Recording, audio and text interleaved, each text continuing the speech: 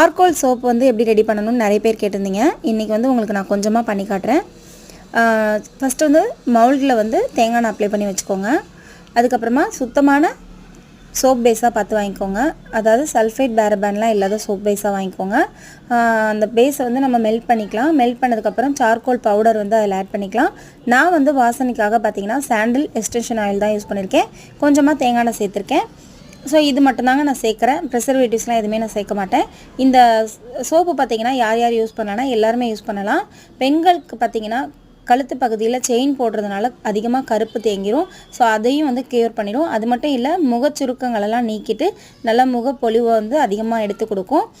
நம்மக்கிட்ட எல்லா வகையான சோப்புமே இருக்குது, ஷாம்பும் இருக்குது. உங்களுக்கு வேணும்னு நினச்சிங்கன்னா ஸ்க்ரீனில் நம்பர் கொடுத்துருக்கேன், காண்டாக்ட் பண்ணுங்கள்.